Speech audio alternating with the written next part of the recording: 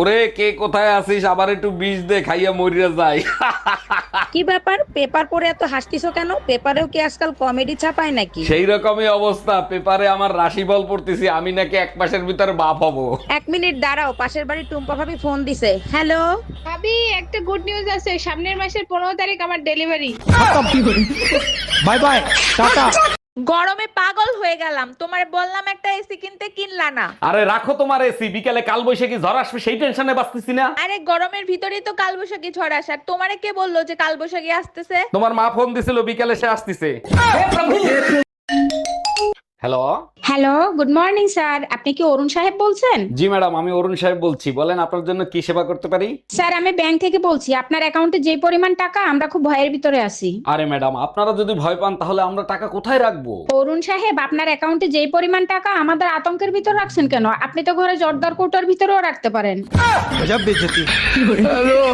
এই শুনো, আজকে ইলিশ পোলাও করব না কাচ্চি বিরিয়ানি করব, কোনটা খাবা বলো? গরমের ভিতর বিরিয়ানি খেয়ে সহ্য করতে পারবো না, তুমি এক কাজ করো, ইলিশ পোলাও রান্না করো। গরমের ভিতর তিতা খাওয়া ভালো, তাই করলা দিয়ে ডাল রান্না করছি। তিতা ডাইলে যদি রান্না করে থাকো তাহলে আমারে জিজ্ঞেস করতেছো কেন? মা বলছে স্বামীর কাছে শুনতে, করতে বলে নাই।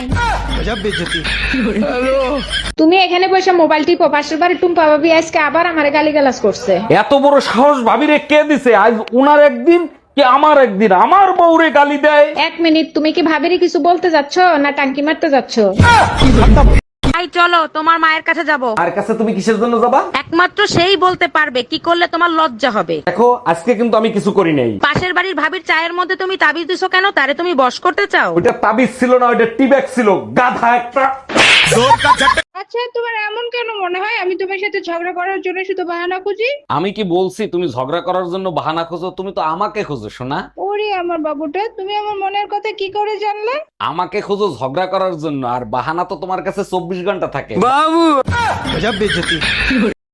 আরে ইয়ার, তোর শাড়িটা তো অনেক সুন্দর। এটা হাজবেন্ড এনে দিয়েছিল 20,000 টাকা দিয়ে। মোবাইলটা তো সেই। এটাও হাজবেন্ড এনে দিয়েছিল 40,000 টাকা দিয়ে। তোর হাজবেন্ড না অনেক ভালো। ওটা বাবা এনে দিয়েছিল 50 লাখ দিয়ে। এই পাশের বাড়ির ভাই ভাবিরে বকাবকি করতেছে কেন? তুমি কি এই বিষয়ে কিছু জানো? ভাই ভাবিরে রাইখে 3 দিনের ট্যুরে যাবে, তার জন্য ভাইরে বকাবকি করতেছে।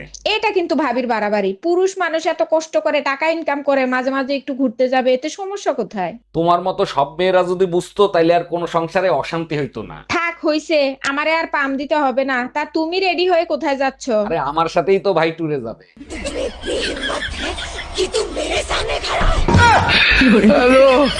ডাক্তার, কিডনিতে পাথর হয়েছে, বের করতে কয় টাকা নেবেন? কিডনি থেকে পাথর বের করতে 1,05,000 টাকা লাগবে। কিন্তু আপনি তো মামুনের গার্লফ্রেন্ডের কিডনির পাথর বের করছিলেন মাত্র 5,000 টাকায়। মামুন সাহেব পাথরের সাথে কিডনিও বের করতে বলছিল তাই।